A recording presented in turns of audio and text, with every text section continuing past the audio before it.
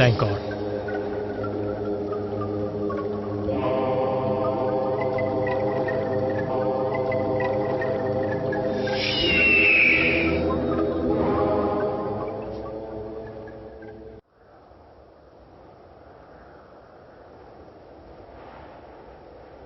ഓ, ആശ്വാസമായി.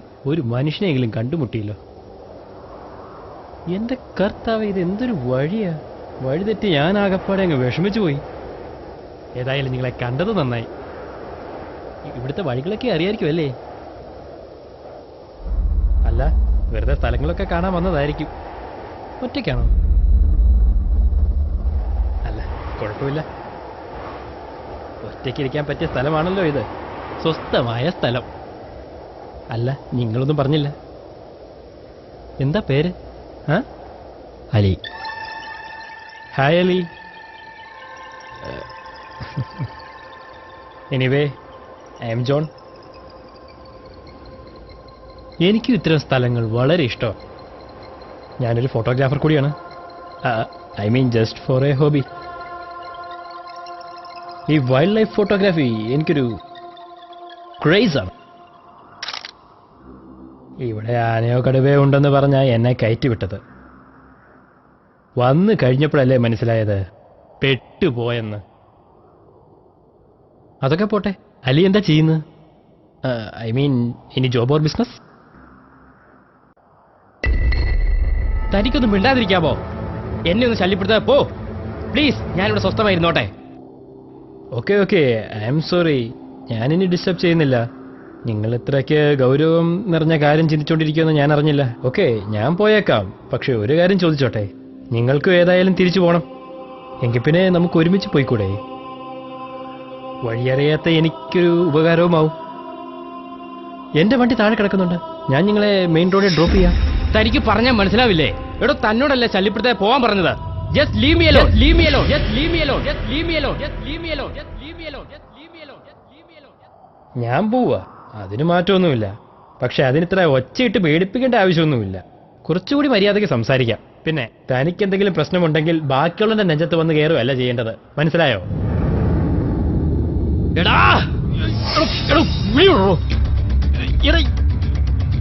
എനിക്കറിയത്തില്ല. പരോളിലിറങ്ങിയ ഒരു പ്രതിയാണ് ഞാൻ. ചിലപ്പോ ഞാൻ നിന്നെ അങ്ങ് കൊന്നിരിക്കും.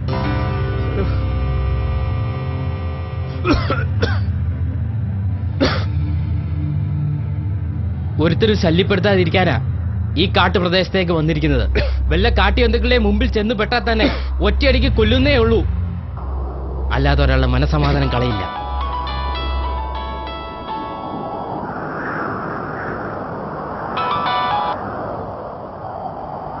ഹലോ, നിങ്ങളെന്തിനാ ഇപ്പം ഇങ്ങ് വിളിച്ചത്? ഞാൻ അങ്ങോട്ട് വിളിക്കുമല്ലോ. ഇവിടെ റേഞ്ച് ഇല്ല. ഞാൻ പിന്നെ അങ്ങ് വിളിക്കാം. ഓക്കെ.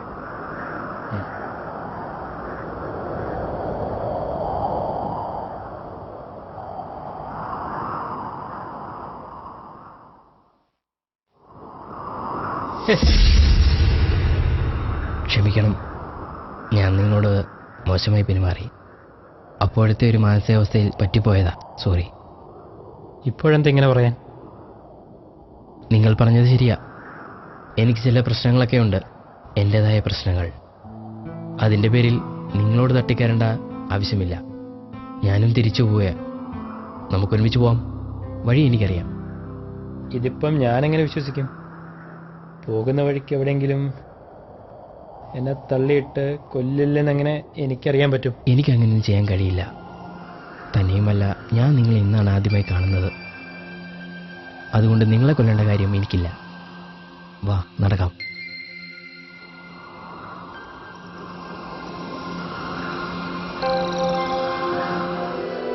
ഈ സ്ഥലത്തേക്ക് അങ്ങനെ അധികം ആളുകളൊന്നും വന്ന് കാണാറില്ല.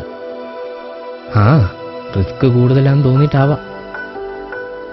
ഞാനും എൻ്റെ കൂട്ടുകാരും ഇവിടെ വന്നിരിക്കാറുണ്ട്.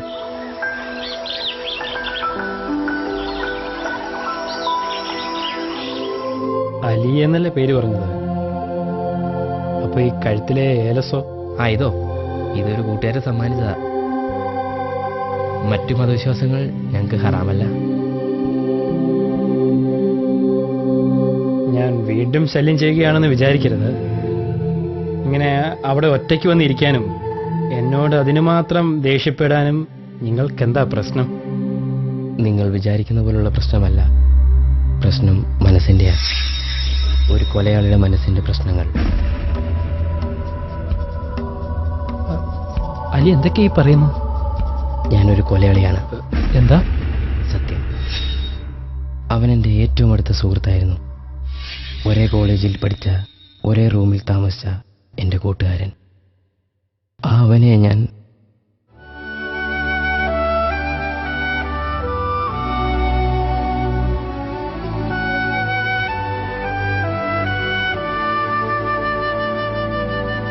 നിങ്ങളെന്തിനാ കൂട്ടുകാരനെ കൊന്നത്? ഒറ്റ വാക്കിൽ പറഞ്ഞാൽ വിധി. അതാണ് സത്യം. അങ്ങനെ ഒരു കാര്യത്തെപ്പറ്റി ചിന്തിക്കാനുള്ള ശക്തി എനിക്കില്ല. എന്നിട്ട് ഞാനത് ചെയ്തു. ചെയ്യേണ്ടി വന്നു.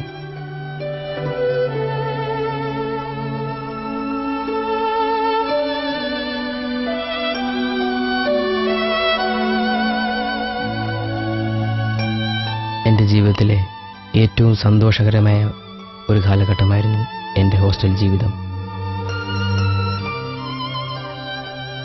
എന്ത് കാര്യങ്ങൾക്കും ഞങ്ങൾ 3 പേരായിരുന്നു ഉണ്ടായിരുന്നത്. സാമും ഹമീദും ഞാനും.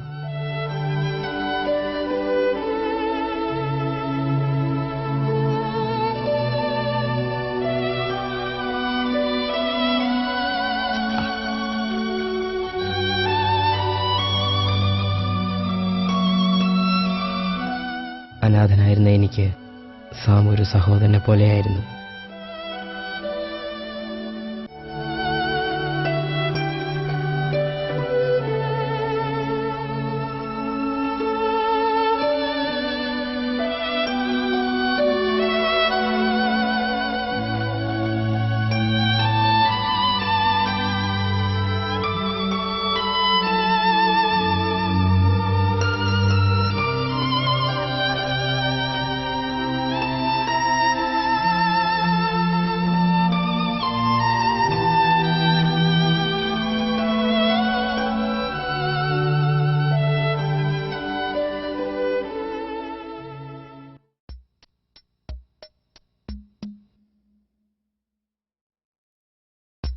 കല്യാണപ്രായത്തിൽ നിന്നെ ഞാൻ കണ്ടപ്പോൾ താമരം.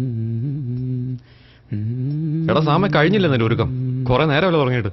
അതെ, എന്റെ കുടുംബക്കാര് പാരമ്പര്യമായിട്ട് സുന്ദരന്മാരാ. ഇതാണോ സുന്ദരൻ?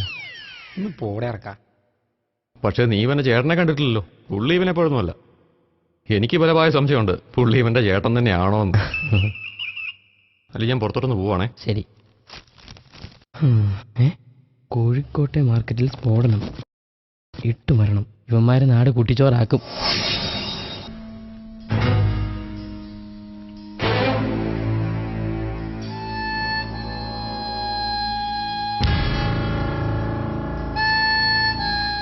അങ്ങനെയിരിക്കെ ഹമീദിന്റെ പല പ്രവൃത്തികളും എനിക്ക് സംശയകരമായി തോന്നി തുടങ്ങി.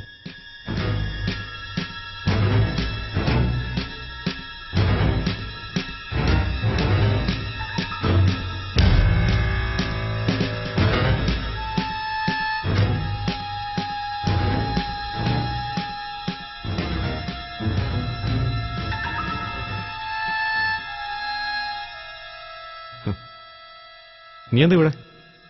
വെറുതെ. ആരാ അവര്? എന്റെ കൂട്ടുകാരാ. വെറുതെ സംസാരിച്ചു തന്നേ ഉള്ളൂ.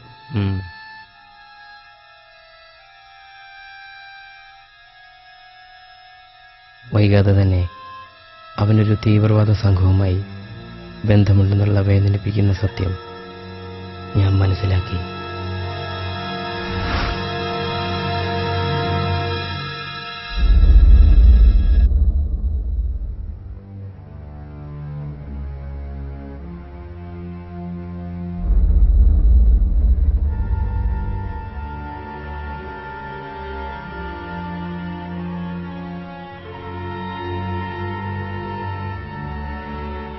ഹമീദേ, നിൽക്ക്. നിന്റെ ഏർപ്പാടൊക്കെ എനിക്കറിയാം. നീ വലിയൊരു തെറ്റാണ് ചെയ്യുന്നത്. അത് നല്ലതല്ല. എനിക്കറിയാം. കുറച്ച് ദിവസമായിട്ട് നീ എന്റെ പിന്നാലെ ഉണ്ട്. എന്നെ നിരീക്ഷിക്കാൻ നിന്നെ ആരും ഏൽപ്പിച്ചിട്ടൊന്നുമില്ലോ. ഉണ്ടോ? നിന്റെ ഈ വൃത്തികെട്ട പണിയെപ്പറ്റി എനിക്കറിയാം. അതാരോടെങ്കിലും പറഞ്ഞാണല്ലോ അതോടെ തീരും നിന്റെ പണി. പിന്നെ ഞാനത് ചെയ്യാത്തത് നിനക്ക് നല്ല ബുദ്ധി വരട്ടെന്ന് കരുതിയാ. ഓർത്തോ? നമുക്കിടയിലൊരു വഴക്ക് അതെനിക്കിഷ്ടമല്ല. നീ എന്തിനാ വെറുതെ എന്നെ നന്നാക്കാനായിട്ട്? അത് വേണ്ട, മനസ്സിലായോ? അതിനുശേഷം പിന്നീടുള്ള ദിവസങ്ങളിൽ ഹമീദിനെ പറ്റി ഒരറിവുമില്ലായിരുന്നു.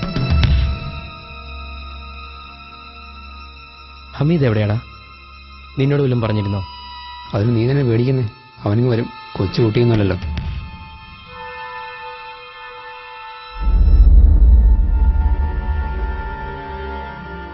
സംഘർഷഭരിതമായ നിമിഷങ്ങളുടെ തുടക്കമായിരുന്നു പിന്നീട് ഞങ്ങളുടെ ഹോസ്റ്റൽ ജീവിതം.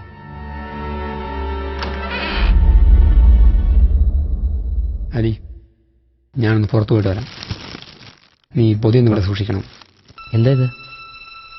അതൊരു സാധനമാണ്. ആവശ്യമുള്ളപ്പോൾ ഞാൻ വന്ന് വാങ്ങിച്ചോളാം.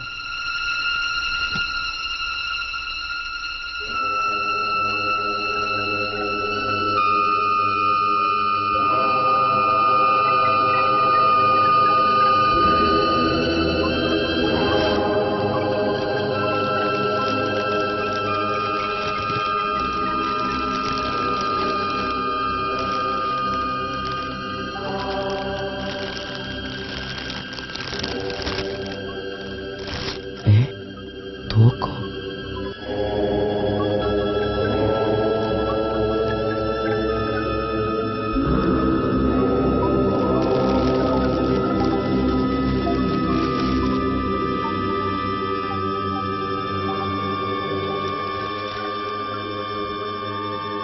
അങ്ങനെയിരിക്കെ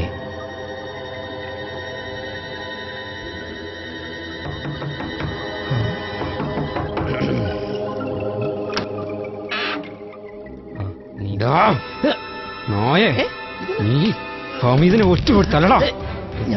എന്നതിന് ഞാൻ എന്നെ ഒറ്റുകൊടുക്കണം.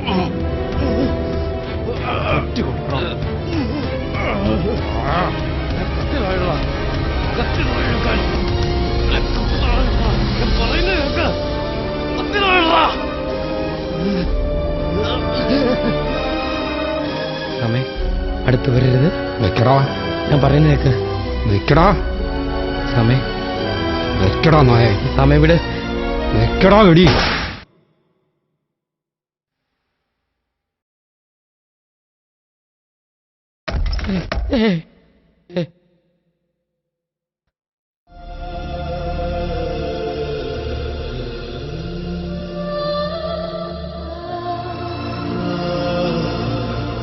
സമയ സമയ എന്താ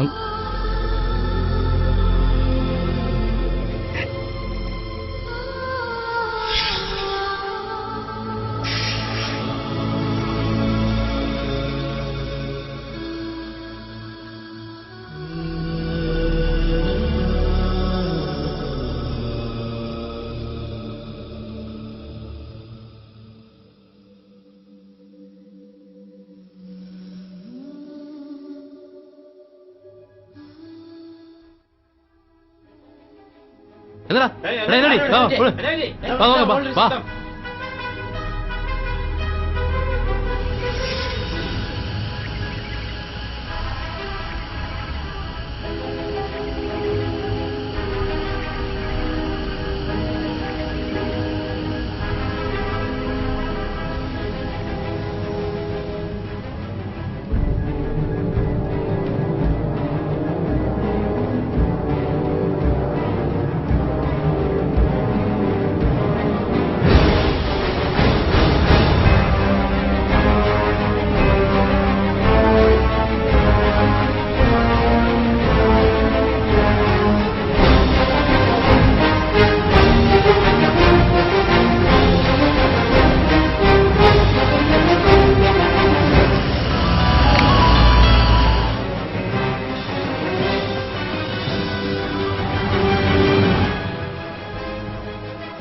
ഞാനിപ്പോ വരാം.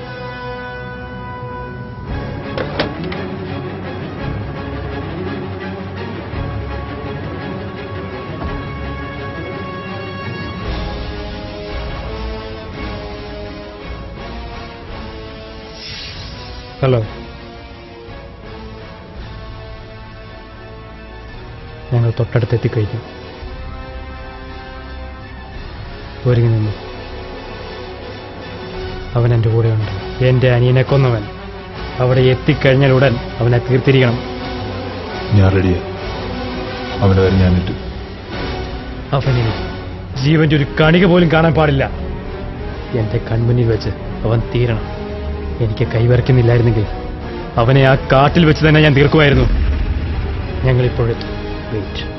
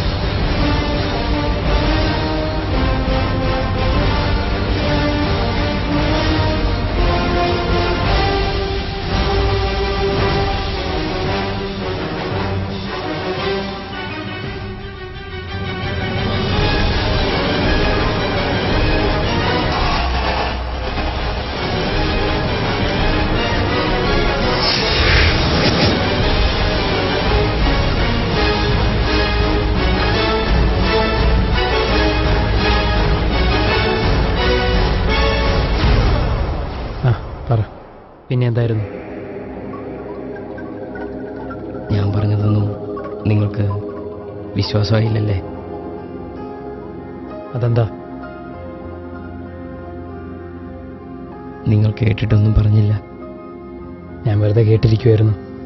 നല്ല രസമുണ്ട് നിങ്ങളുടെ കഥ കേൾക്കാൻ. നിങ്ങൾക്ക് രസം. ദാ ഇത് നോക്ക്. എനിക്ക് അവൻ തന്ന കത്ത.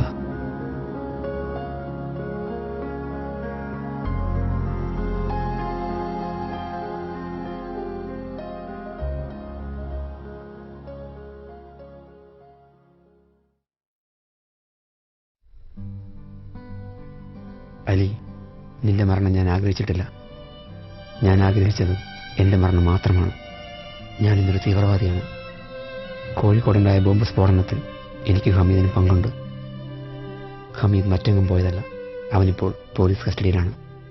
ഏതു നിമിഷവും ഞാനും പിടിക്കപ്പെടാം. പക്ഷേ ഞാനൊരു രാജ്യദ്രോഹിയാണെന്ന് ലോകമറിയുന്ന നിമിഷം മുതൽ എനിക്കെല്ലാമായി എൻ്റെ ഏട്ടൻ്റെ കുടുംബം തകരാൻ തുടങ്ങും. അത് കണ്ടുകൊണ്ട് ജീവിക്കാൻ എനിക്കാവില്ല. ആത്മഹത്യ എനിക്ക് ഭയമാണ്. അതുകൊണ്ടാണ് നിന്നെ ബുദ്ധിമുട്ടിക്കേണ്ടി വന്നത്. ക്ഷമിക്കണം. ഞാൻ ഒരിക്കലും നിനക്കൊരു ഉപദ്രവമാവില്ല. ഈ കത്ത് നിന്നെ രക്ഷിക്കും.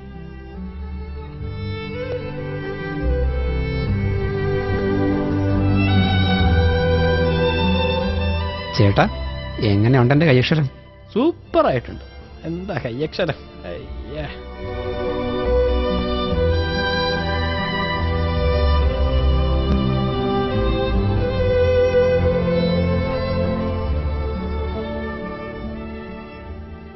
അവനെനിക്ക് കൂട്ടുകാരൻ മാത്രമായിരുന്നില്ല, ഒരു സഹോദരൻ കൂടിയായിരുന്നു. അവൻ്റെ എല്ലാമായ ഏട്ടനെ ഞാൻ കണ്ടിട്ടില്ല. എങ്കിലും ആ ഏട്ടൻ്റെ കുടുംബം തകരലെന്ന് ഞാൻ ആഗ്രഹിച്ചു. ഞാൻ ഈ കത്ത് ഒളിച്ചു വെച്ചു. പുറത്തിറങ്ങാം. പുറത്തിറങ്ങാൻ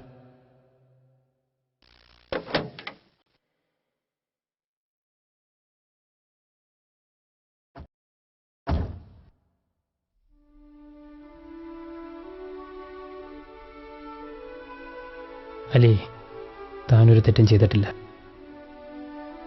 നിങ്ങൾ ജീവിതത്തിലേക്ക് തിരിച്ചു വരണം. ഈ കത്ത് പോലീസിൽ ഏൽപ്പിച്ചിട്ട് സത്യം തെളിയിക്കണം.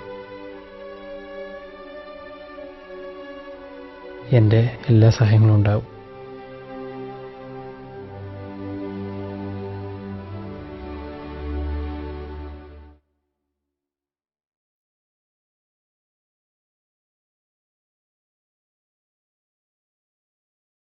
ഇതെന്നും എൻ്റെ കൂടെ ഉണ്ടായിരുന്നു. ഇനി മുതൽ ഇത് നീ സൂക്ഷിച്ചു.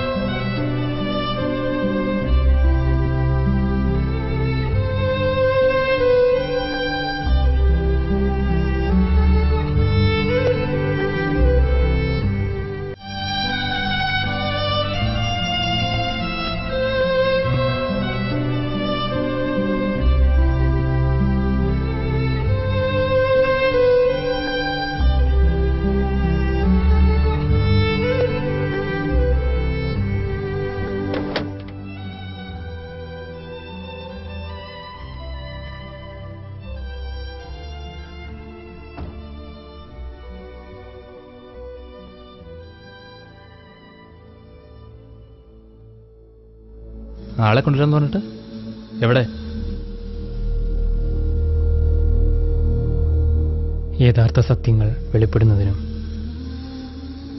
ചില ആളുകളെ മനസ്സിലാക്കുന്നതിനും ഒരുപാട് സമയമെടുക്കും. എല്ലാം പറയാം. കയറാം.